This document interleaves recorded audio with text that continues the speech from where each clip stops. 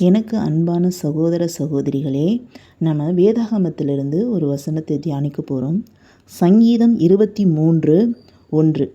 கர்த்தர் என் மேய்ப்பராயிருக்கிறார், நான் தாழ்ச்சி அடையேன். இந்த வசனம் நம்முடைய வாழ்க்கையில் ஒரு பெரிய நம்பிக்கையும் ஆறுதலையும் தருகிறது. கர்த்தர் என் மேய்ப்பர் என்று தாவீது சொல்லுகிறார். மேய்ப்பர் என்ன செய்கிறார்?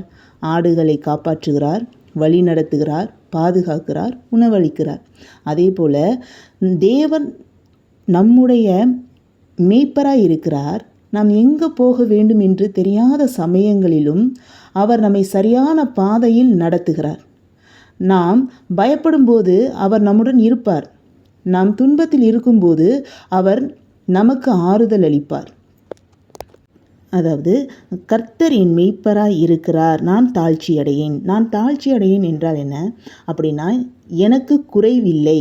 அது மிக முக்கியமான ஒரு வார்த்தை. எனக்கு எல்லாம் இருக்கிறது என்று சொல்லவில்லை, ஆனால் எனக்கு தேவையானது எல்லாம் தேவன் தருகிறார் என்று சொல்கிறது அந்த வார்த்தை. சில சமயங்களில் நம்முடைய வாழ்க்கையில் நம்ம நினைப்போம், என்னிடம் இது இல்லை அது இல்லை. ஆனால் தேவன் சொல்கிறார், நீ விசுவாசமாக இருக்க நான் உனக்கு தேவையானதை சரியான நேரத்தில் தருவேன். நம்முடைய வாழ்க்கையில் குறைவு இருக்கிறது போல தோன்றினாலும் தேவன் நம்முடைய மேய்ப்பராக இருக்கும்போது நமக்கு ஒருபோதும் குறைவு வராது. அவர் நம்மை ஒரு நாளும் கைவிட மாட்டார்.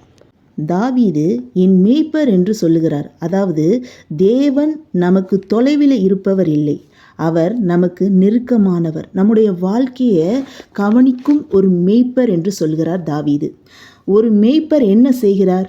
வழி தெரியாத ஆடுகளுக்கு வழிகாட்டுகிறார். ஆபத்தில் இருக்கிற போது நம்மளை காப்பாற்றுகிறார். அதே போல தான் நம்ம குழப்பத்தில் இருக்கும்போதும் தேவன் நமக்கு வழிகாட்டுவார்.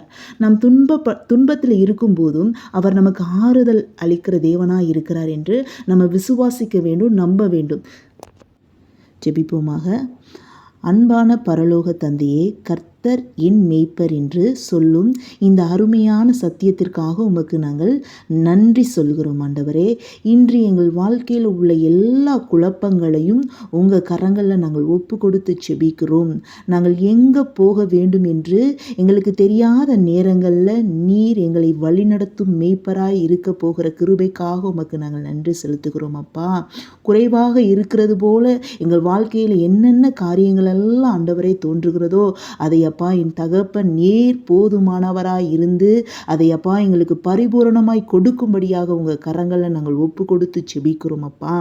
ஆண்டவரே, அதே போல சமாதானம் இல்லாதபடி இருக்கிற இருதயங்களுக்கு நீர் சமாதானத்தை தாரும். பலவீனமானவர்களுக்கு பலம் தாரும். துன்பமாய் இருக்கிறவர்களுக்கு நீர் ஆறுதலை தரும்படியாக நாங்கள் செபிக்கிறோம் ஆண்டவரே. அப்பா ஆண்டவரே, எங்களுக்கு குறைவில்லை என்று நாங்கள் விசுவாசத்தோடு வாழ எங்களுக்கு நீங்கள் உதவி செய்யும்படியாக உங்கள் கரங்களில் அப்பா எங்களை ஒப்பு கொடுத்து நாங்கள் செபிக்கிறோம் ஆண்டவரே. உமக்கே எல்லாம் துதியும் கனமும் மகிமையும் செலுத்துகிறோம். இயேசு கிறிஸ்துவின் நாமத்தில் செபிக்கிறோம் ஜீவனுள்ள நல்ல தகப்பனே. ஆமேன், ஆமேன், ஆமேன்.